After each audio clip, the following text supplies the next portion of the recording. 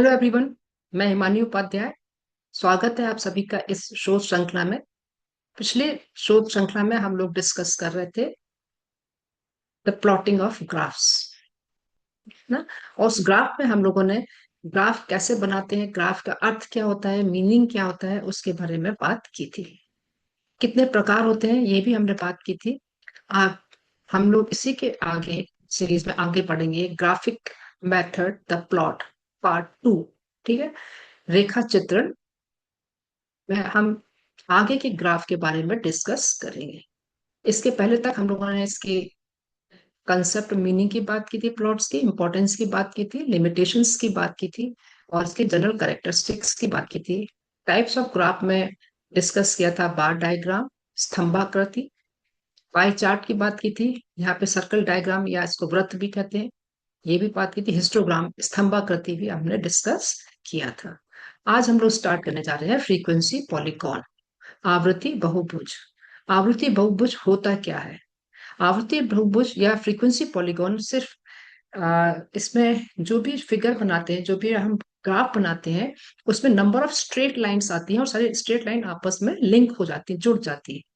ठीक है। तो that means frequency polygon is a figure bounded by a number of straight lines representing the frequencies. ठीक है ना। तो यहाँ पर क्या हो रहा है कि स्ट्रेट लाइन के रूप में आपको ग्राफ बन रहा है, जबकि इस हिस्टोग्राम में क्या हो रहा था? हिस्टोग्राम में आप बार बना रहे थे। ठीक है ना। तो इसको डिफरेंस को हम देख लेते हैं कि दोनों में अंतर क्या होता है, हिस्टोग्राम में और फ्रीक्वेंसी पॉलीगॉन में अंतर क्या होता है। अलग अलग फीचर्स में इसको हम समझने की कोशिश करेंगे। सबसे पहले देखें विजुअल। तो हिस्टोग्राम कैसा दिखता है? इसमें वर्टिकल बार बने हुए होते हैं और ये एक कंटिन्यूअस बनता है ग्राफ, जिसमें कि जो आपके मिड पॉइंट होते हैं उनको हम जोड़ते चले जाते हैं, तो कंटिन्यूएशन में from lower side to higher side continuous series में बनता है। एलिमेंट्स देखें, इसमें रेक्टेंगुलर बार बन रहा है, जबकि इसमें सिर्फ स्ट्रेट लाइंस हैं। प्लॉटेड कैसे करते हैं अपन? दोनों में नो डाउट दोनों ही क्लास इंटरवल से ही प्लॉट हो रहे हैं, परंतु जो पॉइंट होता है बनाने का, इसमें हम जो क्लास इंटरवल होते हैं उसकी लिमिट्स को, बाउंड्रीज को लेते हैं, है ना। जबकि फ्रीक्वेंसी पॉलीगॉन में इंपॉर्टेंट होता है मिड पॉइंट, है ना। मध्य बिंदु ज्यादा महत्वपूर्ण होता है, मध्य बिंदु को लेके ही हम फ्रीक्वेंसी पॉलीगॉन को ड्रॉ करते हैं। डेटा इसमें कैसा होता है? डिस्क्रीट टाइप का सीरीज होता है, जबकि यहाँ पर जो डेटा लेते हैं वो स्मूथ, क्योंकि आप इसमें इसकी एक्चुअल लिमिट लेते हैं, प्योर क्लासिफिकेशन को लेते हैं। कंटिन्यूटी देखें, इसमें डाटा कैसा होता है? ब्लॉक्स के फॉर्म में दिख रहा है आपको, जबकि ये कंटिन्यूअस फ्लो। फ्रीक्वेंसी पॉलीगॉन में कैसा बनता है? कंटिन्यूअस फ्लो बनता है डायग्राम्स का। मल्टीपल यूज में देखें इसका, हिस्टोग्राम का आप एक बार में एक ही वेरिएबल को लेके एक्सप्लेन कर सकते हैं, बता सकते हैं, परंतु जो फ्रीक्वेंसी पॉलीगॉन होता है उसमें आप इजीली दो या दो से अधिक वेरिएबल को लेके कंपेयर कर सकते हैं। जैसे फॉर एग्जांपल आप जेंडर को लेके कंपेयर कर रहे हैं ना, बॉयज और गर्ल्स को आपने लिया हुआ है, तो आप इजीली उस पर दो आपके पॉलीगॉन लाइन बन जाएंगी। आप उसमें इजीली बता सकते हैं बॉयज और गर्ल्स में क्या डिफरेंस है। या आप एरिया वाइज ले रहे हैं, अर्बन एरिया, लोकल एरिया, तो अर्बन और रूरल एरिया, तो दोनों एरिया को भी आसानी से आप कंपेयर कर सकते हैं। चारों को भी आप जेंडर और एरिया वाइज भी आप कंपेयर कर सकते हैं। तो ये हमको सुविधा किसमें होती है? फ्रीक्वेंसी पॉलीगॉन में होती है, जो हिस्टोग्राम में सुविधा नहीं होती है। डेटा सेट कैसा होता है इसका? बार हमेशा ओवरलैप होते हैं, आपस में बहुत चिपके हुए होते हैं, बिल्कुल सटे हुए होते हैं, है ना। जबकि फ्रीक्वेंसी पॉलीगॉन में लाइंस ओवर ले नाइसली आपस में, ये हम जो एग्जैक्ट लिमिट होती है, प्योर क्लासिफिकेशन होता है, उसके लिमिट से लेते हैं, तो ये बिल्कुल आपस में ओवरलैप नहीं करती। ठीक है। तो ये मोटे मोटे इसमें दोनों में अंतर होता है। मुझे उम्मीद है कि समझ में आई होगी बात। अब बात करते हैं कि हम फ्रीक्वेंसी पॉलीगॉन को बनाएंगे कैसे, किस प्रकार से आप ड्रॉ करेंगे। तो सबसे पहला आप जो डेटा है उसको आप ऑर्गेनाइज कर रहे हैं। ठीक है। फिर उसका मिड पॉइंट निकाल रहे हैं, मध्य बिंदु ज्ञात कर रहे हैं। मध्य बिंदु ज्ञात करने का फॉर्मूला आप लोग को मालूम है, lower limit plus upper limit करते हैं और उसको 2 से भाग दे देते हैं, डिवाइडेड बाय 2। यहाँ पर इंपॉर्टेंट चीज है, जो डेटा आप ऑर्गेनाइज कर रहे हैं, तो आपके पास जो क्लासिफिकेशन ले रहे हैं उस क्लासिफिकेशन में आपके जो स्टार्टिंग पॉइंट है वहां और एंड पॉइंट है वहां पर आप इमेजिनरी क्लास इंटरवल बनाते हैं। ठीक है। ताकि वो बिल्कुल नीचे से शुरू हो और लास्ट में ऊपर खत्म। परंतु इसमें विशेषता ये होती है, जो आप इमेजिनरी क्लास इंटरवल बना रहे हैं, कल्पित आप क्लास इंटरवल बना रहा है उसका फ्रीक्वेंसी कितनी हो जाएगी, हमेशा 0 होगी। ठीक है, make imaginary start interval and an interval with 0 frequency. ठीक। दूसरी बात जो करना है यहाँ पर, सेट अप द एक्सेस। तो यहाँ पर हॉरिजॉन्टल एक्सेस और वर्टिकल एक्सेस बनाएंगे। हॉरिजॉन्टल एक्सेस मतलब एक्स एक्सेस। एक्स एक्सेस को जो आप लेबल करेंगे, नामांकित करेंगे with mid point. Mid point मतलब आपके जो स्कोर आ रहे हैं, और मिड पॉइंट भी कैसे ले रहे हैं आप, प्योर क्लासिफिकेशन का में से आप मिड पॉइंट निकाल रहे हैं। वर्टिकल एक्सेस पे वाई एक्सेस है, इस वाई एक्सेस पे आप उसको लेबल करेंगे with frequency. Frequency means number of students कितने हैं, वहां पर आ जाएगा। ठीक है।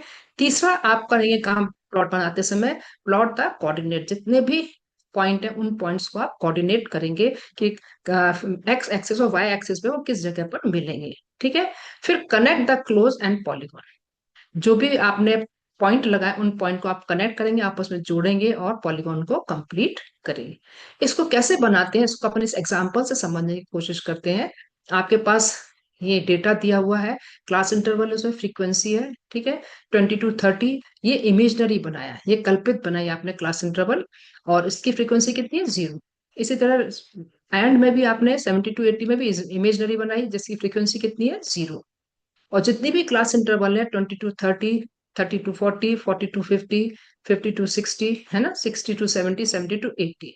तो इनका मिड पॉइंट हम निकालेंगे, मध्य बिंदु 25, 35, 45, 55, 65 और 75। 70 और 80 के बीच में कितना है, 75 मध्य बिंदु। अब इसमें आप प्लॉट करेंगे डायग्राम। तो कैसे बनेगा, यहाँ पर आपका, यहाँ पर वाई एक्सिस पे आपने फ्रीक्वेंसीज ली हैं 0 to 10, और एक्स एक्सिस पे आपने यहाँ पर क्लास इंटरवल ली हुई है, और क्लास इंटरवल लिखने के बाद उनके मिड पॉइंट पे आपने पॉइंट लगाना शुरू किया। तो यहाँ इमेजनरी है तो फर्स्ट आपका 0 है। ठीक है। फिर आपका जब पहुंचे आप 30 to 40 में क्लास, तो यहाँ पे मिड पॉइंट में 35 में कितना है आपका, 4 फ्रीक्वेंसी है, तो यहाँ पे 4 पे डॉट लगाया। 40 to 50 में कितना है, 6 है, 6 पे डॉट लगाया। 50 to 60 में कितना जा रहा है, 8 है, तो 8 पे डॉट लगाया। और 60 to 70 पे आप जा रहा है यहाँ पर 3, तो यहाँ पे 3 पे डॉट लगाया। फिर इमेजनरी क्लास इंटरवल लास्ट में फिर बनाया 70 to 80, यहाँ पे कितना है, 0। तो आप इन सबको आपस में कनेक्ट करेंगे तो इस तरह का आपका ये ग्राफ बनता है, और इस ग्राफ को हम कहते हैं फ्रीक्वेंसी पॉलीगॉन। समझ में आ रही है इतनी बात? ठीक है। तो इस इजीली आप इसको बना सकते हैं, सिर्फ मिड पॉइंट के द्वारा आसानी से बनाया जा सकता है इस क्लास इंटरवल, इस ग्राफ को। ठीक है। अब दूसरे ग्राफ को हम देखते हैं, क्यूमुलेटिव फ्रीक्वेंसी कर्व, संचित आवृत्ति वक्र।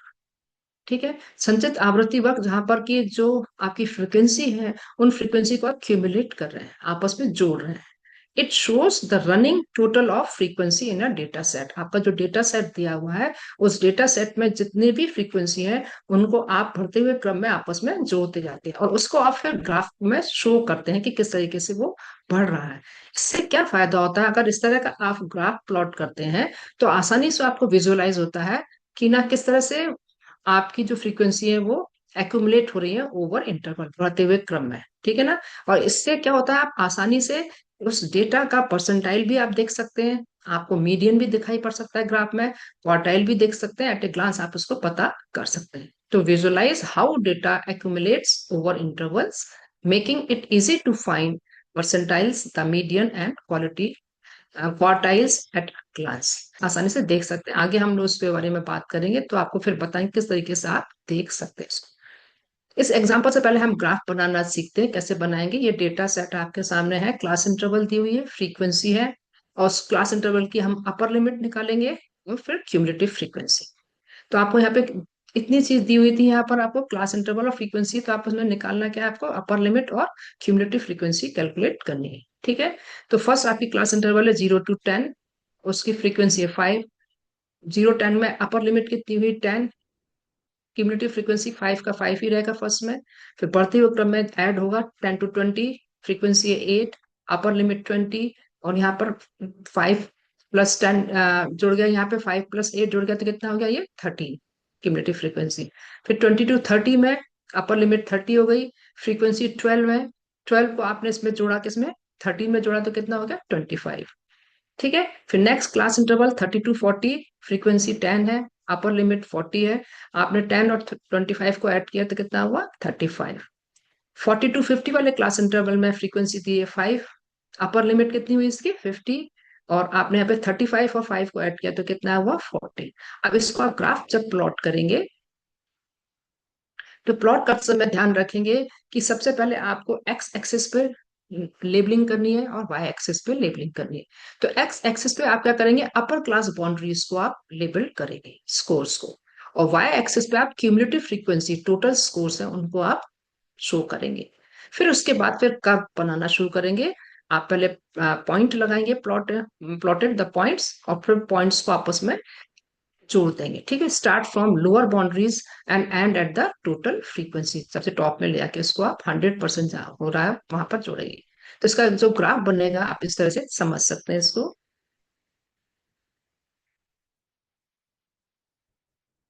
क्यूमुलेटिव फ्रीक्वेंसी कर्व है ना। तो यहाँ पर आप देखिए, वाई एक्सिस पे आपने क्यूमुलेटिव फ्रीक्वेंसी ली हुई है और एक्स एक्सिस पे अपर बाउंड्रीज ली हुई।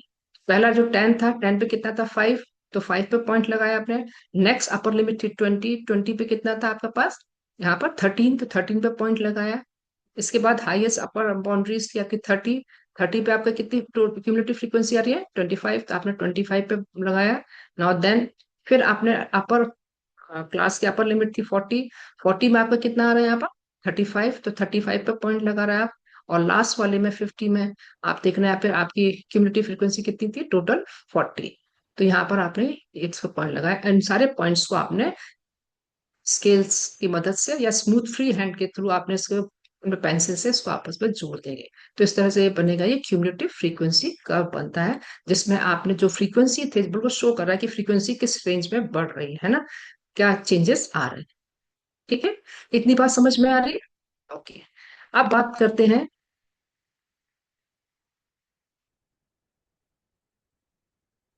औजाइव और क्यूमुलेटिव परसेंटेज कर्व, संचित प्रतिशत वक्र की बात करते हैं। ये क्या होता है?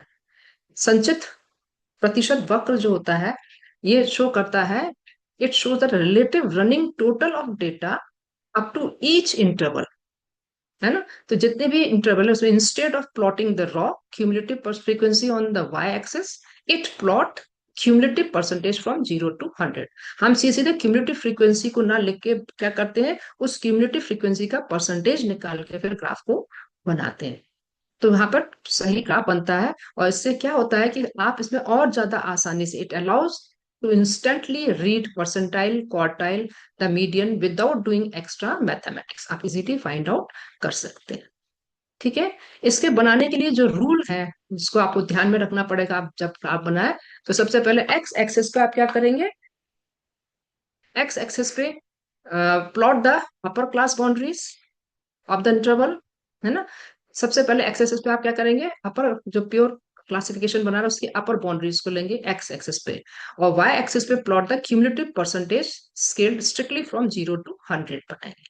तीसरी बात ध्यान रखेंगे, जो ओरिजिन हो रहा है the curve always start at 0% on lower boundaries of the very first interval. ठीक है, हमेशा ध्यान रखेंगे जब भी कर्व बन रहा है वो कहाँ से शुरू हो रहा है, 0% से, है ना, लोअर बाउंड्री लेके कर रहे हैं, और एंड हो रहा है अपर बाउंड्री से 0 0%। तीसरी चौथी बात, यहाँ पे कर्व जो बनेगा points are connected by smooth free hand upward sloping, करीब करीब एस शेप में आपका कर्व बनता है यहाँ पर, है ना। तो यहाँ पर जो एंड हो रहा है वो परफेक्टली एट 100% होगा। ठीक है ना। तो फॉर्मूला क्या होता है क्यूमुलेटिव फ्रीक्वेंसी को कैलकुलेट करने का, क्यूमुलेटिव परसेंटेज फ्रीक्वेंसी कैलकुलेट करने का फॉर्मूला है CPF, cumulative percentage frequency 100/n × CF, अन्य उनका टोटल फ्रीक्वेंसी, CF और क्यूमुलेटिव फ्रीक्वेंसी। इस फॉर्मूले से आप इसको कैलकुलेट करेंगे और उसको फिर बनाएंगे। तो इसको हम समझ सकते हैं, इस एक छोटा सा हमने डेटा सेट लिया हुआ है, और डेटा सेट से आप आसानी से देख सकते हैं। ये क्लास इंटरवल दी हुई थी, आपको फ्रीक्वेंसी दी हुई थी, तो आपने सबसे पहला काम क्या करेंगे, प्योर क्लासिफिकेशन सीरीज बनाएंगे। 40 to 44 की प्योर बन जाएगी आपकी, 40 का होगा ना लो, सबसे लोअर लिमिट 39.5, 44 का अपर लिमिट होगा 44.5, है ना। 35 में भी वही होगा 34.5, 39.5, 30 to 34 में 29.5, 34.5 आएगा। ठीक है ना। 25 29 में 24.5 to 29.5 बनाएंगे, 20 to 24 में 19.5 to 24.5। ठीक है, 15 to 19 में कितना हो जाएगा 14.5 डैश 19.5, और 10 to 14 में 9.5 डैश 14.5 बना। ठीक है, इनकी फ्रीक्वेंसी दी हुई थी 1358431। टोटल फ्रीक्वेंसी कितनी है 25। क्यूमुलेटिव फ्रीक्वेंसी को आप ऐड करना शुरू करेंगे बढ़ते हुए क्रम में, तो नीचे वन वन आया, 1 + 3 4, 4 + 4 8, 8 + 8 16 हुआ, 16 + 5 21, 21 + 3 24, 24 + 1 25, है ना। फिर आपने आपका सीपीएफ कैलकुलेट किया, तो इस फॉर्मूले में आप रख के इसको कैलकुलेट करेंगे, 100/n, है ना। तो यहाँ पर 100, n कितना है 25, 100/n, सीपीएफ लिया आपने 1 से, तो आप कितना आएगा इसका 4। तो इस तरह से पूरा कैलकुलेट करेंगे, 25 का कितना है 100। तो इस फॉर्मूले की मदद से आपको पूरा कैलकुलेट करना है। इसका आप जब ग्राफ प्लॉट करेंगे तो ग्राफ इस तरीके से बनेगा। ठीक है, तो देखिए इस ग्राफ में एक्स एक्सिस पे आपने क्यूमुलेटिव परसेंटेज बनाया, लिखा हुआ सीपीएफ का परसेंटेज लिखा हुआ वाई एक्सिस पे, और एक्स एक्सिस पे आप प्योर क्लासिफिकेशन बाउंड्रीज ले रहे हैं, उनकी अपर लिमिट, है ना। परंतु सबसे स्टार्ट कर रहे हैं परंतु लोअर लिमिट से, और एंड होना है यहाँ पर आखिरी। ठीक है, 9.5 में कितना था 0, 14.5 में यहाँ पर 4, तो ये परसेंटेज दिखा रहे हैं यहाँ कितने बन रहे हैं, 16%, 32, 64, 84, 96 और 100% बना। तो ये ग्राफ कैसा बनता है, बहुत स्मूथ ग्राफ बनता है। इन पॉइंट्स को आप फ्री हैंड आप ऐड करके जोड़ के मिला देते हैं, तो लगभग ऐसा दिखाई पड़ रहा है, ये एस शेप में बनता है। और इस ग्राफ से, क्यूमुलेटिव परसेंटेज ग्राफ से, आप ये मीडियन भी बता सकते हैं, परसेंटाइल भी आसानी से, और क्वार्टाइल को भी देख के बता सकते हैं कहाँ पर है। ठीक है, समझ में आ रही बात। तो आप कोई भी एग्जाम्पल लेंगे, उन एग्जाम्पल के थ्रू आप बनाने की कोशिश करेंगे सारे ग्राफ को। और अगर कोई प्रॉब्लम जाती है तो आप मुझसे कमेंट बॉक्स में लिख के सवाल पूछ सकते हैं। मुझे उम्मीद है कि आपको समझ में आया होगा। पूरा देखने के बाद लाइक और शेयर जरूर करिएगा। Thank you.